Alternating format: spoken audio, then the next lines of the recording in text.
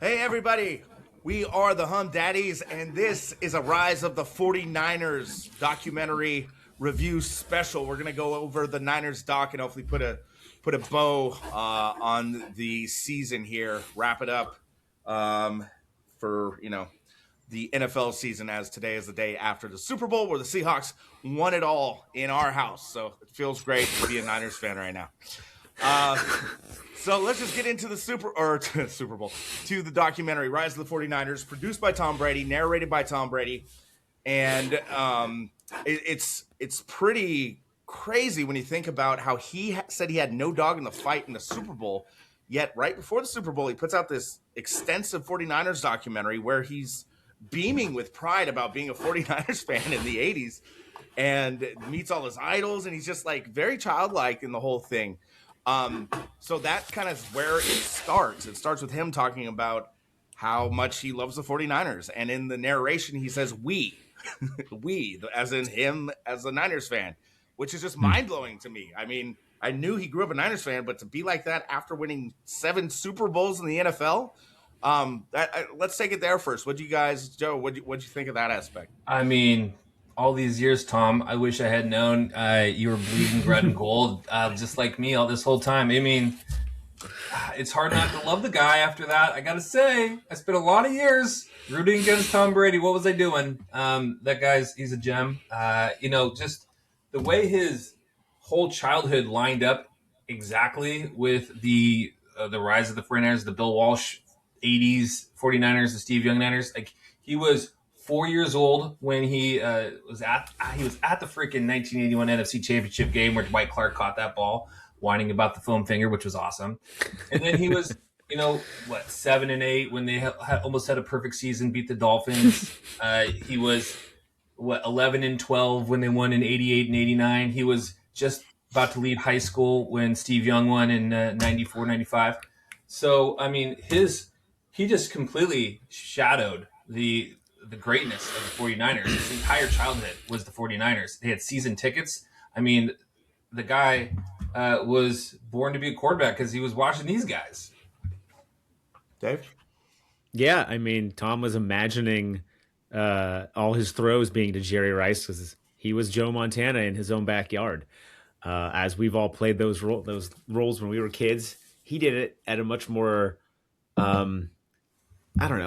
mindful time of his life because we were a lot younger than Tom. Not that much, but enough where like he could really feel all of those Super Bowls where we felt kind of the tail end. Like, I kind of think it's interesting. Do any of you guys have a Joe Montana jersey? Yes. You have one. And a Steve Young? I have a Steve Young. So yeah, I mean, I remember Montana winning the 88 Super Bowl. I'm old enough. That's one of my very first good memories was the 1988 Super Bowl. I was at a Super Bowl party. My parents' friends lived on Union Street, and I had the whole helmet and jersey, Joe Montana jersey, and I was eating chicken wings, having the time of my life. And then I remember that freaking John Taylor catch and winning the Super Bowl. And then we went out on Union Street, and I was up on my dad's shoulders, and everybody's like, "Hey, Joe, great game." At the Joe Montana, my name's Joe. I'm like, I can't believe this. This is amazing. So, I mean, very like core memory for me. Yeah. The 1988 win against the Bengals. Damn right, I had a Joe Montana jersey. Yeah, that's right. Well, that was kind of my question. Kind of an age thing here. There's like, we're only off by a couple of years between you and I, but that was just enough where you're like, my childhood was more focused on the Steve Young years, because Joe had like gotten broken, and I knew of Joe, and I appreciated him for knowing how good he was. But I never got to watch him, game after game after game, and really recall those memories. So for me, it's always interesting to hear about it from both sides and get some of those extra highlights. I thought it was a fun 4 episodes, and I think Tom Brady did it well, and it kind of proved to us that like rooting for him during the dark ages of Niner fandom, especially Jake, but even I started to root for the Patriots just because I appreciated greatness, and Tom Brady did it all, and he did it all with a little bit of red and gold on his nails. Yeah, and I remember, Joe, don't be too hard on yourself for not liking Brady. You liked him for a while.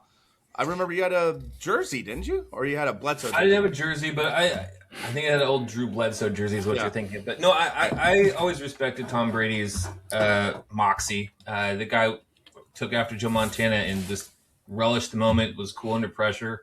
Hard not to respect him. But after a while, whatever 6, 7, 8, 9 Super Bowls, it's like, all right, somebody else's turn is kind of the vibe. But had I kind of known to the extent of his 49er football card collection, I might have felt a little differently. Right. Well, I kind of knew that about him, and I knew he'd wear Giants hats and stuff in the offseason, and I knew Will Clark was an idol of his, so I just felt like and he went to the same high school as Barry Bonds. So I've always been fond of Brady, and just, and the greatness obviously was awesome, and he won the right way. I think, except for deflating balls, as some people think, whatever. A few. Yeah. Imagine this. Tom Brady, every fall, was at the Stick every Sunday, every other Sunday when they had a home game. Crazy. For the entirety of the 80s and 90s. That's just crazy. Mind blower. Yeah. Dave, you said that quote. I sent that to my friend who's a big Jets fan. Brady was like, I wouldn't have been as great as I was if I grew up rooting for the Jets. The Jets. It's like such a perfect dig as a Pats quarterback, but then also right. And I just a quick overview of it for me, because Joe, I don't remember if I saw. I mean, I'm sure my dad and brother were diehard Niners fans. My brother's 9 years older than me, almost. And my dad, they were just fiendish for the 49ers. And so I was definitely watching the 88 Super Bowl, and I don't know if my memory is from watching it live, but I certainly remember it from watching the VHS of the 88 season over and over and over again as a kid. And we also had the 84 Super Bowl on VHS that my dad taped on the VCR, so I watched that all the time. And I had the 89 season VHS, so I'd watch that all the time. So I'm not sure if I was live into those moments, but growing up, loved the Niners, had a Dwight Clark jersey, as Joe had his Montana jersey that I rocked, I think, from 6 years old on or whatever. So, big Niners fan growing up, but definitely Steve Young is more memorable to me because, he played into our teens, like mid-teens, right? Just about. Oh, yeah. There was so much shared time in 89 and then obviously 90 because they kept moving Joe, Steve. It's like you never knew who was going to play quarterback, and that's clearly where fans of Joe Montana left the team that we know. I'm curious, what do you guys think? Do you think the Artie Zachariah combination package would watch this and have any feelings change, or they already knew all of this? And they're too grumpy. They will never admit fault. But I got to tell you, when I watched this docu-series specifically about Montana and Young, I kind of understood a little bit why Walsh brought him in. I mean, the New York Giants were just beating the bejesus out of Joe Montana. He was a little bit fragile, and he was out for a lot of these years. He got concussed and had back surgery after the 86 series. He got injured in 87. He got a little bit injured in 88. He was out all of 1991 and all of 1992 except the last game of the season. Steve Young had the MVP in 1992, and Joe Montana came in at halftime of the last game. To get the MVP as a quarterback of the National Football League and be worried about the greatest player behind you. It's the mind-blowing concept to even understand what's going on there. So that was putting Joe out there to show he could still play so they could trade him, though, for the most part, right? That's what happened. Yeah. In 92. I mean, he was gone for 2 years. So, I kind of forget that Joe Montana was just he won in 88. Prone in the second half of his career. He Well, was injured can you also imagine this, too? Imagine Joe Montana playing when Brady did, when nobody would touch Brady for decades. Yeah. I mean, Brady did get a knee injury that somebody rolled up on him, but Joe Montana was getting destroyed by Leonard Marshall. Clubbed in the head, in the neck. Crushed. And he's kind of a dainty human. So, I just don't – he was just getting beat up. So, I don't disparage Bill Walsh for having Steve around there. It's kind of weird how they pinned him against each other. I don't know who's going to play here now. Walsh flat out lied to him. He lied to Steve Young. That was his genius. That was part of his genius. And even as said, I mean, Steve Young thinks that brought the best out of both of them. Joe wouldn't agree. I'm sure if you asked him, maybe in his heart of hearts, he would say, "Yeah, you got a little extra out of me when I knew." But Joe was so confident that he was better than Steve Young. It was so decisive. Steve Young was not confident that he was better than Joe. He was always like putting Joe on the pedestal and trying to get to that spot. And he got the monkey off his back, right? Eventually didn't win 4 titles, but yeah. So since I've seen a lot of this footage before, I mean, there's stuff you don't know, especially the really early stuff with Paul Brown, who was just a real snake in the grass when it came to Bill Walsh. What a jerk. Could have really messed with his career. So I felt it was awesome, like realizing Bill Walsh beat the Bengals for his first Super Bowl. And I think Paul Brown was an owner at that point, or part owner or president of football. Yeah, I don't know who the coach was, but there was definitely some animosity where it was getting one over on Paul Brown. Yeah, I mean, tell him what happened, Jake. Paul Brown told the league that Bill Walsh wasn't hireable because he was too soft. And I mean, what were some of the digs he said behind his back? I don't know, but basically he torpedoed him and did not want him to get a job. He just wanted to keep him for himself. And so he told the league he was a head case, basically. He said he was too soft. He wouldn't be able to run a team, just they call him Shanahan. Right. And, I mean, Bill Walsh, this went really deep into Bill Walsh's psyche to see just how crazy he was, like a Brady, like a Jordan, like a Montana, just how competitive these dudes are. And it eats them alive whenever they don't win and whenever they're not perfect. And Bill Walsh, it seemed like he was a head case. Quit after the 82 season because he was so affected by losing. Guy's just a maniac about winning. And that's where all those greats, I wondered to myself, is it even worth being that great if it just eats your mind alive constantly? Is that enjoyable? I mean, you leave a great legacy, but it doesn't seem enjoyable for these guys. Questionable, Jake.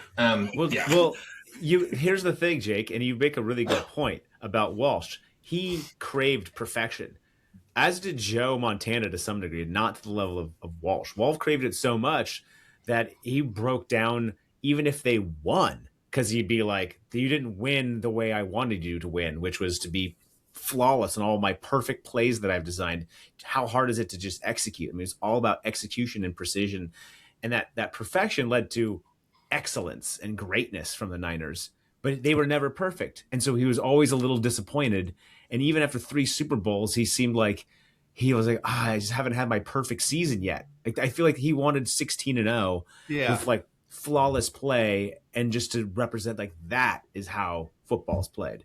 Right. And I love the quote about him going and telling God how to be God. Like that part of it was like one of my favorite parts. That puts the epitome of perfectionism at this peak level. Right. Yeah, no, I think that's a through line for this era of 49ers is perfectionism. Jerry Rice, they're talking about Roger Craig. They would always just like run it all the way to the end zone, and everything was just a choreographed dance, had to be perfect. And, it showed on the field. They almost did have a perfect season there in 1984. We lost to the Steelers, but they could have been perfect. So, and then in 89, they were damn near perfect too. 89, they were just dominating everyone. For me, knowing those VHSs from the late 80s, there's a lot of the same stuff going on. From the Montana documentary on Peacock, we went through a lot of this stuff. So I was kind of hoping for a more in-depth, look at the personnel, and we didn't really get that, which was a little disappointing for me as a hardcore Niners fan, because it was all, your Jerry Rices, your Ronnie Lotts. It showed a lot of really cool Ronnie Lott stuff. A lot of cool Ronnie Lott stuff. That guy was such a pivotal part of them winning so much. That's one of my main takeaways, Jake, is Ronnie Lott. This didn't happen without Ronnie Lott. Ronnie Lott was a rookie in 1981, and the finesse-ass 49ers came to play when Ronnie Lott was in the backfield. That guy, a leader, just an incredible player. There were so many highlights of him just taking it to the house. He looked like just like a beast. Picking balls off all over the place. He's everywhere. Everyone knows he was a hard-nosed, just kick-ass hitter. Like, he would just rock people, but he had a crazy nose for the ball, it seems, too. It just picks to the hut nonstop. It's pretty nuts. I think he got drafted as a cornerback, too, if I'm not mistaken. And then he played corner for the first few years. Yeah. And Eric Wright was in that draft class. And also the guy you listed all the '80s Niners who won all 4 Super Bowls. Mike Wilson was drafted that year, who is the most Mike Wilson, slept on 49er ever. Yeah. The guy was like a 4th-string receiver for 10 years on the Niners. I mean, I don't think he had a season over 450 yards. Yeah. Somebody had to play in the late 4th quarter when Jerry's finally sat down. Exactly. Hey, what did you guys think of the John Taylor interview pieces? I kind of thought that was a nice little touch because I never really heard a lot from John Taylor over the years, but he was definitely in it a little bit here and there. Joe? Yeah, one catch in the Super Bowl 1988. That was a big one. I mean, I remember John Taylor. I think especially like this Monday night game against the Rams. He just took, I think, 2 house calls that were like 80 yards each. It was phenomenal. He would just take these little dumper passes and run all the way down. He was also the punt returner, so he had some moves. Yeah, really good punt returner. But yeah, I saw they showed like Bubba Paris a lot. Didn't really interview him. You didn't get much from Sapolo or Harris Barton or.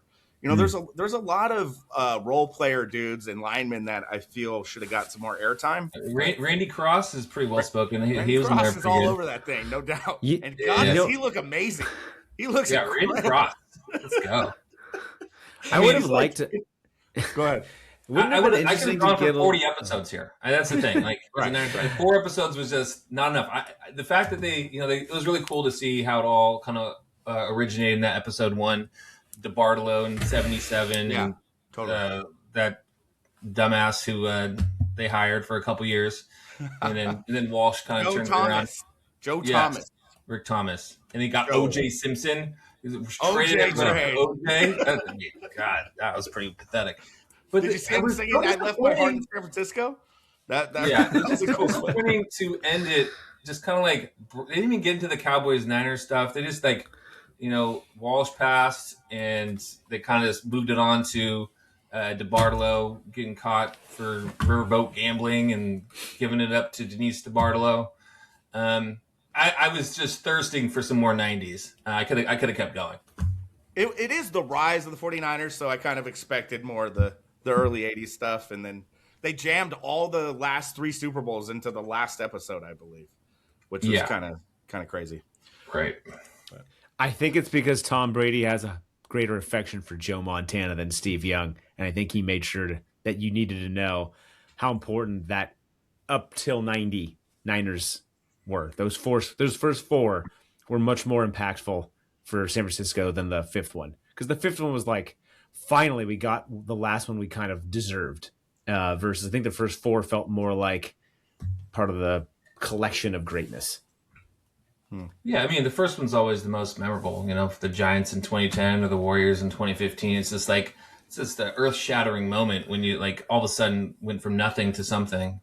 I mean, the 80s Niners are just. I mean, can you imagine? I think I was listening to Will Clark talking about hanging out with Dwight Clark and Joe Montana and just Huey Lewis. They were just studs walking around town. Everybody's buying them drinks. It just sounds like. I think Bill Walsh calls it Camelot. This sounds like an amazing time to be alive. Amazing. And San Francisco was so cool back then. It was before the influx of all the tech bros and all that stuff. It was just salt of the earth, San Franciscans. Really cool vibes all over the place. You saw the hippie like spill out from the 60s and early 70s. It seemed like such a cool era to be a Niners fan, say like in your 20s or 30s back in the early to mid 80s for sure. But also, I didn't know Joe lived with Dwight and his wife through Miss Universe. That was pretty funny. They call themselves Three's Company. Three's Company. Yeah. John Ritter and co. So I got a question for you guys. Do you think Eddie DeBartolo would have fired Kyle Shanahan by now? I think he would have, and he would have had a replacement already in mind. I don't know who it would be, but probably. Well, did he say he like fired Bill Walsh like numerous times, like on the plane? Yes. By the time he landed, he changed his mind. They had these lovers' spats all the time where he fired him, and then they made up a couple days later, and he's like, "Okay, you're not fired." How about Eddie D coming out of Youngstown, Ohio, at 30 years old? His dad owns a bunch of like malls or something. Yeah, he's like, I'm going to buy myself an NFL team, and here we go. That guy was amazing. Just looking like one of Brando's kids in The Godfather, like he's Pacino's brother or something. Yeah, I mean, can you imagine if he didn't get caught doing the riverboat gambling thing? We could still have him today, being I know. And there is a salary cap, so we wouldn't have the advantage of just putting all our chips on the table. But it was fun to have an owner who really wants to win. I mean, we had that with Lacob too. Lacob's like that, yeah. Yeah, and it feels good when It when the owner changes everything. wants to win more than you do. It's amazing. But I don't think DeBartolo was getting into the GM office and saying, "We'll pick this guy over here, make sure we keep him." I don't think he was doing that. I think he trusted. He would just yell at him if they didn't win. He wouldn't give them advice. Yeah, He'd just say, exactly. "Win next time," that kind of thing. It sounds like he was very hands-on, but not with opinions on personnel, just about winning or you're out of here. He paid for so much personnel. I mean, the guy reset the salary cap nearly by himself. I mean, it was incredible. And that was also, I was talking to Joe about this, Jake. Like, why can you have a Steve Young and a Joe Montana that long together without somebody else taking Steve Young away because of a DeBartolo? Yeah. Well, I think he overdid it in '94, and that's why a salary cap showed up, because he got Dion and Ken Norton and all these dudes, Lee Woodall, Tim McDonald, like all these guys were proven elsewhere, and he took them, and we had an all-star team. I was thinking, cool. DeBartolo could have won more. He got 5 in from 81 to 94. He could have had 83. Could have been one. Yeah. 86, 87 maybe. 90 definitely. 90 definitely. If Montana doesn't get hurt, they could have. There was only like 2 years that really made sense that they didn't go all the way. So They let's could talk have 90. won 10. I don't know. They could have been Boston Celtics. Yeah, totally. I want to talk 1990 for a sec, because Roger Craig just got elected to the Hall of Fame. And in a text thread I have with my, the fantasy football guys we've talked about on our show, Ian Keogh and I were, he said, Roger Craig's not a Hall of Famer. He was mid. And that was like, he was still mad about the fumble against the Giants in 1990. And I think a lot of voters probably kept him out because of that. That was like his lasting memory with the Niners. And I remember that game like it was yesterday. My house felt like someone died after that fumble. Right. We were all counting on a three-peat, the first ever, and it was right there. And when that fumble happened, I remember just my dad, my brother, and I being so devastated. Ian Keogh said the same thing. He said the Keogh household, his 2 brothers and a dad, were just devastated. And that game left a really bad taste in people's mouths about Roger Craig. I mean, not me as much, because I was young and I looked back and loved his highlights, his running style and everything. But I think that affected him a lot, that fumble. And it affected the three-peat, quite honestly. I mean, things happen. You get injuries and fumbles. I did see more than one fumble in these highlights from Roger Craig. Got ball in a little tighter, buddy. But I don't think anybody epitomizes Bill Walsh football more than Roger Craig. He was a perfectionist, taking it all the way every time, and he was a running back that could catch the ball out of the backfield.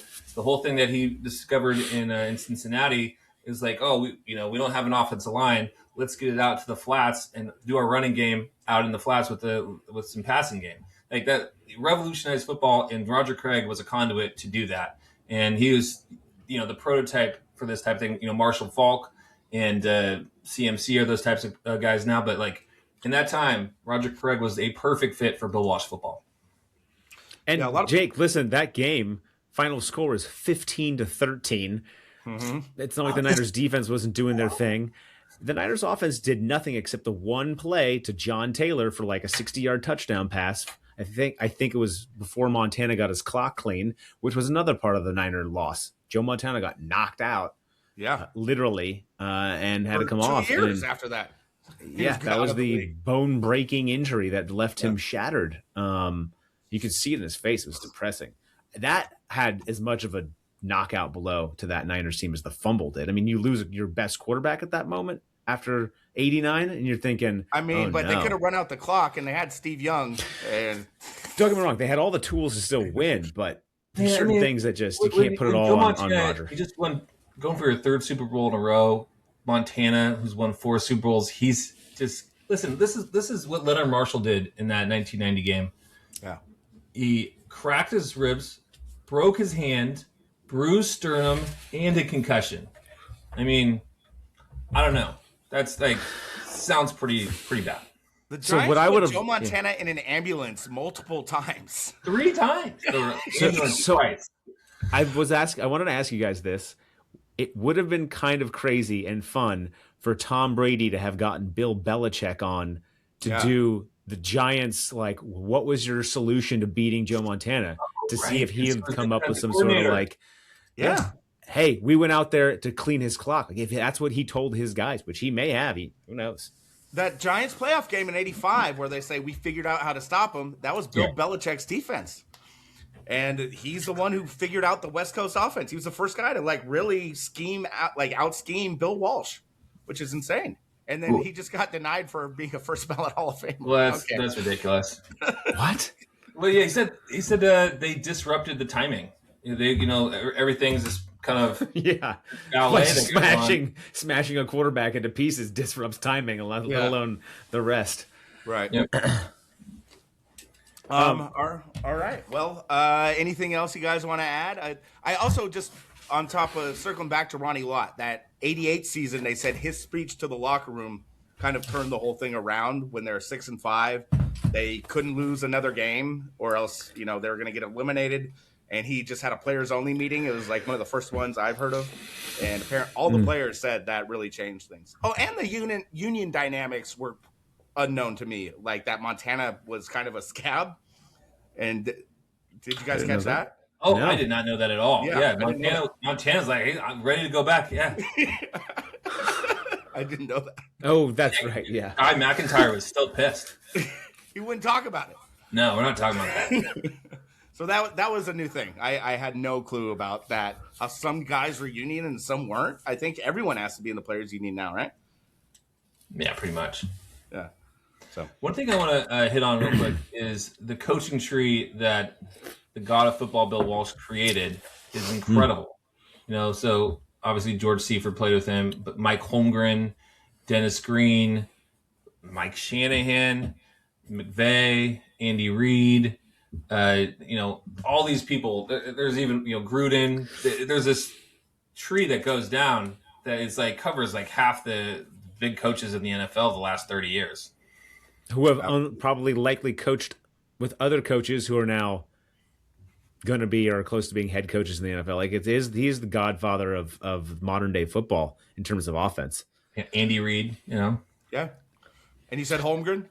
Holmgren. Yeah. Yeah, it's crazy. One other person I want to give a shout out to is Michael Zagaris, man. I watched that guy. Yes. Good call. Taking photos at A's games for like my whole life. He'd come out on a Sunday, 1:00 with his just suns out, guns out, snapping photos, slapping asses. The guy was like everybody's best friend. I just love watching that guy work. And just to see some of his work. I mean, that one where Walsh and Montana are on the field at that Bears champion or playoff game, and they're like holding the grass. They're looking like they're drawing up a play. That's just an amazing photo. And this guy is at Who concerts. He's at Super Bowls. He's everybody's buddy. That guy's amazing. Yeah, I'm really glad they covered him and they showed his shots like throughout the entire thing. It was like they were at his gallery for half the damn documentary. Well, I thought it was really a good way to kind of get some of the players reminiscent about how it felt during that time. Like they see the locker room shots of this, that, or the other, and it kind of like brought them back to the moment. Yeah, the shot of Steve Young and Montana next to each other where they're both like mean mugging and looking away from each other, and you could kind of the tension was palpable. That was a great shot they showed over and over. Bill Walsh's last after the '88 Super Bowl, right before he retired, where he's all sad and he said he couldn't look at the picture very much because it made him too sad. A lot of just powerful black and white shots by the Z-Man, as they call him. Yeah. And we've gone this whole podcast and we haven't even talked about maybe the best NFL player of all time, Jerry Ricky Rice. Waters. I mean, it's incredible. It was an embarrassment of riches. It really was. Like, I don't even know. Like, there's about 5 guys that are like equal parts. It was amazing. It was funny, yeah, with Jerry talking about he told Steve and Montana or he made a joke saying he created 2 of the best quarterbacks of all time. I don't know if that's true or not, but Not true. Yeah, he's pretty damn impressive, no doubt about it.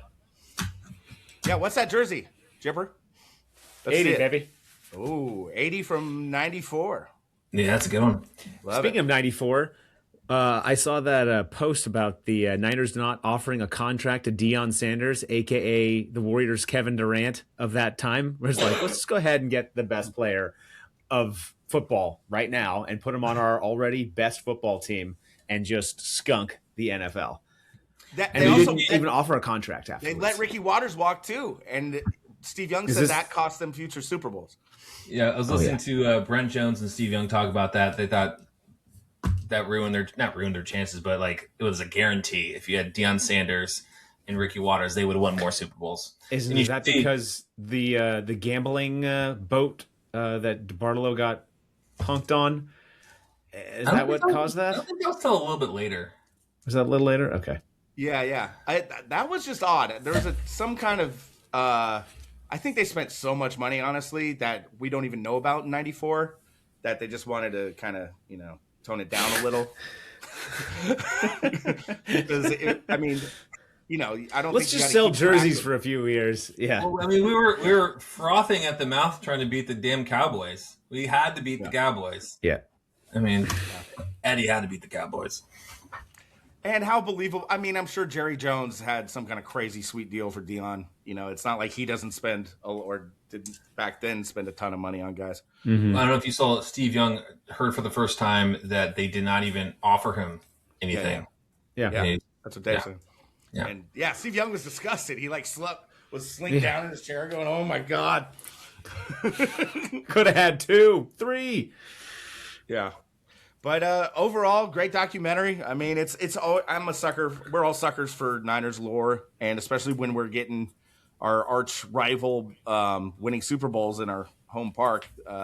It's nice to see when we were actually winning Super Bowls, and it's been way too long. 2 Rams Super Bowls, 2 Seahawks Super Bowls since our last one. So that's not a great feeling. No. Now, can I ask you a question? Do you think there's a better chance of there being a documentary about the 2010, 12, 14 Giants or the Warriors of 2015 and the whole Curry era? Which one comes first? Warriors? Yeah. Well, you just had a Steph documentary last year on Apple.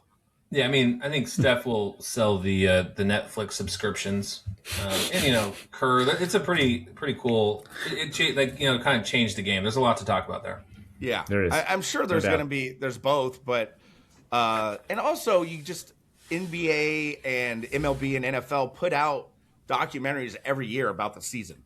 So if you really want to bone up, just watch those 10, 12, 14 Giants season documentaries. I have all of them. The other thing I got to give credit to is NFL Films. This is also an NFL Films production. Totally. Damn it, they really do a great job. Like, why don't these other sports get into these docs like NFL Films does? They do such a good job.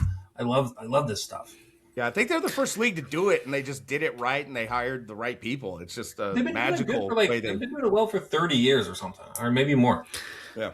There's also something about an NFL locker room because you're only playing those 16 to 20 games a year versus the everyday element of it just doesn't, you're not going to grind down on the conversation. So it's so much more intensity that you get out of that. And I think the film really puts that into play, especially with these grandiose speeches by Ronnie Lott and Joe Montana. Those moments are, again, to Jake's point, more palpable because of that. I mean, it's just each game is that much more important. Yes, there's so much pressure involved, and that's why the NFL's so blown up. Each game, like you're saying, has so much weight. Whereas I was thinking about this, and I was like, but I think I'd love the Giants more than the 49ers just because I spend so much of my life with them, Well, think about how much every day. Yeah, that's a great point. Right. Think about how much more time you spend on a base, even if we love both teams. You love the 49ers, you love the Giants. Totally. You're going to spend, if you really care about the Giants, you're going to spend more because there's just so many more games. There's a lot more content. Year. The content is so much more than football. So, I mean, the cool thing about football, though, is it's just like it feels very communal. Like everybody knows what's going on with 49ers in 1985. It's just like talk to the secretary or talk to your cabbie. Like no matter what's happening, everybody's talking about Joe Montana probably. and knows exactly what you're talking about. Football's a mile, and baseball is the marathon. And like that marathon is so dreamy when you have a good team with a lot of great players with a lot of great stories, because every day you get a little bit more of a snapshot of who they are by the way they play, by what the announcers say. So you just know the players so much better. Like, I mean, even just what we're talking about right now, we don't know much about any of the other players, less the stars. And even those players, it's the inside stuff is pretty limited because we didn't, listen to every last game. But I think that kind of plays to the point of what makes baseball so special and what makes NFL films that much more important, because we need more time with these players in the back on, in the interview scene, and we get them now. It's so much more dramatic, and NFL films captures the cinematic feel of football because it's pure cinema. It's so pressurized and dramatic and serious, and each game means so much. Yeah, it's like you're going to battle. It's like you're watching a World War II documentary. Everybody's life is on the line, it feels like, Yeah, like that Raiders theme song from NFL films back, like the autumn wind is a Raider. It's a really good one. I mean, got to give it to the Raiders on that one. Yeah. All right. So, hey, well done, Brady. Well done, NFL films. And I think there's probably a lot of more heartbreak to come with the 49ers, but we'll see where it goes. Service announcement. Please cancel your AMC. What is it called? What's this? Plus? AMC Plus. AMC Plus. Cancel your AMC Plus. Get your money back. I think you had your 7-day free subscription is over now, guys. Yeah, those things get forgot about a lot, and people get dinged for them. But I'll see you at Tom Brady's card shop across the street from Oracle Park, yeah? Yeah, hey, Tom Brady's back in the Bay, and I love it. Owns the Raiders, loves the Niners. What a weird... So strange. I'm into it. Wears Giants hats almost every time I see him, like at the beach in Brazil or wherever the hell he's going. If Tom Brady could become a part owner of the San Francisco Giants and work with Buster Posey, I think my life would be complete. I bet he'd like it. I bet he'd be down. All right, so check out Heat Check Tuesdays and Hum Daddies Friday morning. We'll have a new one for you this Friday. So thank you, everybody. We're the Hum Daddies, and we'll see you next time. Peace. Giddy up.